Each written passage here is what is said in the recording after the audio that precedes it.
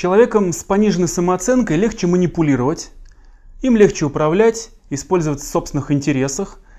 Он задает меньше вопросов, он хуже отстаивает личные границы, он просит меньше денег, постоянно испытывает чувство вины, стыда, он не уверен в себе. Иными словами, обесцененный человек – вещь в хозяйстве довольно удобная. Этим с удовольствием пользуются, например, нарциссы для того, чтобы быстро покормить собственное самомнение, пикаперы, психопаты, садисты, пограничники, манипуляторы, любящие родители и прочие эффективные менеджеры, которым от вас что-то нужно. И происходит такое понижение самооценки в основном очень незаметно. Иногда осознанно, иногда неосознанно, иногда с очень красивой историей, мол, да это нормально, это так принято, да все так делают. Или да не было ничего, все ты придумываешь. Вообще я пошутил, это же шутка, ты просто шуток не понимаешь. Но жертве таких манипуляций от этого не легче. Обесцененный человек чувствует собственную ничтожность, бессилие, беспомощность, зависимость и одиночество. Разберем 3 основных способа понижения самооценки, с которых обычно начинаются более жесткие приемы психологического насилия. Первое. Обесценивание проще всего начать с оценивания, а еще проще с положительного оценивания, то есть с комплиментов, с восхищений, с похвалы, с поглаживаний. Вы просто хвалите собеседника и смотрите, на что он реагирует, на что он откликается. Вы таким образом прощупываете ценности собеседника и смотрите, как он на это реагирует, защищает ли он свои границы. Как замечательно ты выглядишь, какой у тебя изысканный вкус, какая у тебя классная тачка, какой ты умный, какой ты сильный, какой ты заботливый, какой ты добрый. Ты хвалишь собеседника и просто смотришь, какие эти качества в него залетают, на что он покупается, на что он реагирует. Особенно сильно падки на внимание и комплименты те, кого в детстве недолюбили, недогрели, не наполнили вниманием, заботой, теплом, обнимашками, похвалой. Когда родителей было мало, и они были холодные или манипулирующие. Когда любовь и принятие было условным. Когда похвалу, внимание, вообще какую-то заботу нужно было заслужить. Тогда может сформироваться зависимое поведение, такое постоянное хроническое желание быть для всех хорошеньким, удобненьким. Формируется то, что называется внешняя референция. Это когда моя самооценка зависит от внешней оценки. Когда я другим верю больше, чем себе. Такие люди подсаживаются на внимание, комплименты и похвалу, как на иглу. А манипулятор становится для них поставщиком очень ценного и редкого ресурса, который они так хотели получать от своих родителей. Поэтому под такими комплиментами, вниманием и имитацией близости такие люди могут проваливаться в собственное детское зависимое состояние и смотреть на манипуляторов как на мамочку или на папочку. Таким образом происходит даже вербовка. И когда манипулятор видит, что комплименты заходят, и клиент поплыл, он уже подсел на эту похвалу, внимание и имитацию близости, тогда обычно начинается вторая стадия. Манипулятор берет твою самооценку в свои руки, он уже сам начинает определять, что для тебя хорошо, что для тебя плохо. А вот эта одежда подошла бы тебе больше, а вот эта машина подошла бы тебе лучше, а вот парикмахера тебе, наверное, лучше бы сменить. А вот с речью и жестикуляцией тебе бы, конечно, еще поработать. Ну ты молодец, что стараешься. И точно так же манипулятор будет аккуратно пробовать и смотреть на твою реакцию. И каждый раз, когда ты будешь съедать внешнюю оценку, ты будешь предавать себя и по факту соглашаться со своей зависимой детской позицией. Ты будешь по кусочкам передавать свою самооценку ему в руки. И это работает даже если он прав. Это работает особенно, если он прав. Ну и когда ты уже будешь полностью на крючке, и когда твоя самооценка уже будет полностью у него в руках, начнется третья стадия. Это наши любимые качели. Сначала тебя могут превозносить куда-то до небес, а потом опускать куда-то в чернозем. Сначала близко, тепло, нежно, потом далеко, жестко и холодно. Сначала ты лучший мужчина на земле, а потом зачем я трачу на тебя свое время? Сначала ты богиня, нимфа, смысл жизни, свет в оконце, а потом ты тварь, ничтожество, и все из-за тебя. И так далее. И переходы из минуса в плюс и обратно будут происходить, скорее всего, неожиданно и нелогично. Для того, чтобы у тебя еще сформировалось состояние выученной беспомощности, что ты сам для себя расписался в собственной ничтожности и бессилии, что ты не понимаешь, что происходит. Было же все хорошо, что-то изменилось, значит, дело во мне. Он же меня хвалил, наверное, я где-то накосячил.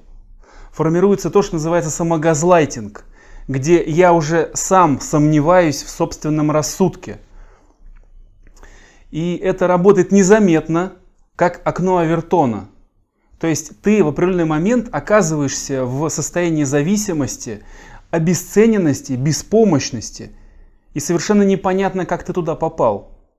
Второй способ, который очень часто применяют для понижения самооценки, это заставлять ждать. Здесь манипулятор берет в свои руки и начинает управлять твоим временем. Образно ты встаешь к нему в очередь, где занимаешь далеко не первое место. Например, у пикаперов есть очень распространенный прием. Ждать минимум 30 минут, прежде чем ответить на сообщение или на звонок. То есть ты для них всегда занят. Это такое сообщение между строк. Ты не единственная и не лучшая. Перед тобой есть люди и вещи поважнее, чем ты. Знай свое место, помаринуйся, дождись своей очереди. Такая обесцененная девушка будет потом более сговорчива. Похожие приемы ожидания есть также и в женском пикапе. То есть ты всегда должен быть в подвешенном состоянии и думать обо мне.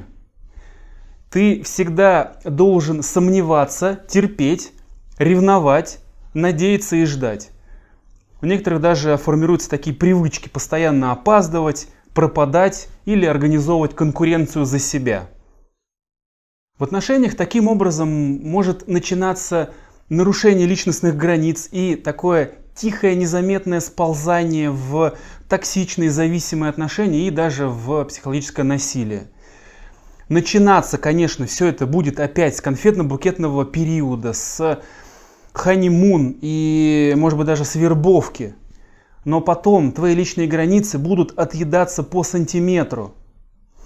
Сначала это будет какое-нибудь опоздание по очень уважительной причине. Потом, например, он будет не на связи полдня, хотя обещал приехать. А потом ты будешь ждать его весь день, как хатика. Естественно, потом это будет очень обильно и жирно смазано какой-то очень уважительной историей. Но ты какое-то время провела, помариновалась в очень унизительном и беспомощном состоянии брошенного ребенка. Такое подвешенное, зафиксированное состояние очень токсично для психики. Оно разрушает мою самооценку, личные границы и внутренние опоры. Если я соглашаюсь ждать, я соглашаюсь с тем, что я не важен и что мои личные границы можно нарушать. Я таким образом предаю сам себя. Это разрушает меня изнутри. В бизнесе с тоталитарным стилем управления или в токсичных переговорах тебя с удовольствием помаринуют в очереди, остановят и заставят ждать. Потому что прости, дорогой. Очень важная встреча, очень важный звонок. Вот не могу ответить прости, но подожди. Ваш звонок очень важен для нас, поэтому подождите на трубке еще 1,5 часа. Ты попадаешь в ловушку, где тебе не принадлежит твоя жизнь и твое время. Манипулятор определяет, что, когда и с кем ты делаешь, а когда ты сидишь на месте и ничем не можешь заниматься. Ну и третий способ – это сравнение. Когда образно тебя ставят в один ряд с кем-то другим и предлагают тебе с кем-то поконкурировать. или как будто тебя выставляют на прилавок, где ты должен постараться, чтобы тебя купили. В отношениях тебя могут сравнивать с бывшими, с будущими, с настоящими, с соседями, с подругами, с соседями подруг.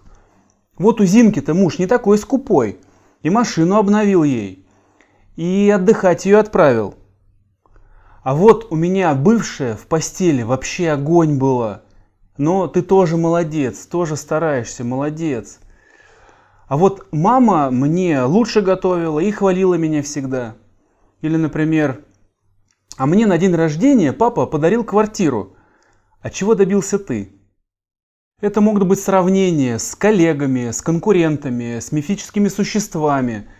Главное, чтобы собеседник почувствовал себя проигравшим. Потому что обесцененный сотрудник не просит повышения. Обесцененный партнер позволяет нарушать свои границы. Обесцененный товар стоит дешевле. Частный случай – это введение в отношения третьего человека. Допустим, это может быть отношения с бывшими женами и мужьями по поводу их детей. Допустим, твой мужчина вроде бы всегда находится с тобой, но всегда у него есть возможность и причины провести время в другой семье. Но я же не могу не поздравить ребенка. Но ты же должна понимать, это же ребенок. То есть это сообщение, ты не единственная, и никогда ей не будешь, и ничего с этим не сможешь поделать, и крыть тебе нечем. Манипулятор таким образом делает себя призом, за который нужно постоянно бороться. При этом никогда невозможно выиграть этот приз до конца. У тебя всегда да, но. Ты всегда немножко не до. Особенно магически данный прием действует на тех людей, у кого в детстве родители очень любили сравнивать их с другими детьми. Например, вот у всех дети как дети, а ты у меня сплошное недоразумение. Итого, имеем 3 приема. Управление самооценкой, управление временем, управление выбором. Потому что выше всегда тот, кто оценивает, кого ждут, кто выбирает. Соответственно, тот, кого оценивают, кто терпеливо ждет и кто стремится добиться, чтобы его выбрали, находится в слабом, уязвимом, зависимом, подвешенном состоянии, в котором тает и разрушается, рассыпается самооценка, личные границы и внутренние опоры. Так ты становишься ресурсом, обслуживающим персоналом, функцией или просто едой для манипулятора. И психика здесь уже настолько расшатана, что выйти из таких качелей, из таких отношений бывает крайне сложно. Потому что я же понимаю, сколько сил и энергии я вложил уже в эти отношения. И признаться себе, что все это время меня использовали, бывает намного сложнее и намного больнее, чем просто верить, что все может вернуться. Я же помню, что был конфетно-букетный период. Я же помню, что был медовый месяц. И я надеюсь, что это можно вернуть. Мой мозг будет обманывать меня, чтобы не выходить из этих гормональных качелей. Так выглядит красная ковровая дорожка в зависимые отношения и в психологическое насилие. Что, собственно, со всем этим делать? В первую очередь начинаем называть вещи своими именами. Нарциссы есть, психопаты есть, люди с пограничным расстройством личности есть. И они очень сильно отличаются от тебя, даже если тебе сложно в это поверить. У людей с расстройствами личности в принципе отсутствует возможность критически осмыслять себя и свои действия. У них нет такой опции. Это называется эгосинтонность, это диагностический критерий. Бесполезно взывать к их совести, бесполезно ждать, что они одумаются. Просто либо вы умеете защищать свои границы, либо вас едят. При этом со стороны или на начальном этапе отношений такие люди могут выглядеть вполне нормальными, социализированными, теплыми, отдающими. Иногда даже более теплыми и отдающими, чем нормальные. До тех пор, пока, например, вы не попадете в рацион питания какого-нибудь психопата или перверзного нарцисса.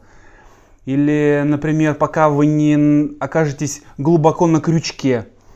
Или пока не включится механизм психологической защиты, когда я обесцениваю все, с чем не могу справиться, что мне непонятно, или все, что хочу потребить, сделать своим, получить контроль над этим. Вариантов может быть масса. Важно просто понимать и знать, что такое бывает. Потому что нами управляет то, что мы не осознаем. И чем раньше я увижу эту игру, тем больше у меня шансов спрыгнуть с минимальными потерями. Второе. Если вы чувствуете в себе склонность к зависимому поведению, если вы любите сами себя пообесценивать, сами себя гнобить, наказывать, уничтожать, подавлять, если вам сложно, например, брать деньги за свои услуги, если вам сложно заботиться о себе, делать что-то хорошее о себе, что-то хорошее говорить о себе, посмотрите в сторону личной или групповой терапии. Своих демонов лучше знать в лицо. Потому что с самооценкой можно работать, с личными границами можно работать, с внутренними опорами можно работать, с детским травматичным опытом можно работать. Ну и что конкретно можно с этим сделать? Самое простое. Я вижу, что ты делаешь. Это то, что называется метафрейм. Фокус языка номер 14. Я вижу, что ты сейчас пытаешься меня оценивать. Я вижу, что ты сейчас пытаешься меня с кем-то сравнивать. Я вижу, что ты заставляешь меня ждать. Так-то это очень похоже на приемы обесценивания. Все равно, что ты по этому поводу думаешь. Мне неприятно, когда ты пытаешься меня обесценивать. Мне от этого неприятно, пожалуйста, так не делай, иначе мы расстанемся. Или другой вариант. Применение к себе. Отзеркаливание. Вы делаете с ним то же самое, что он делает с вами. Если вам не позволено делать с ним то, что он делает с вами, скорее всего, вы уже находитесь в перекошенных зависимых отношениях. Если вы хотите донести до него, как это находиться в вашей шкуре, попробуйте с ним сделать то же самое, показать ему. Вот ты это делаешь сейчас со мной. Как тебе? Это частный случай применения фокусов языка номер 14 метафрейм и номер 13 применение к себе. Ну и весь арсенал боевого НЛП, включая боевые фокусы языка, шизофреногенные паттерны, вербовку, черный гипноз, черную риторику, профайлинг и другие прелести жизни к вашим услугам.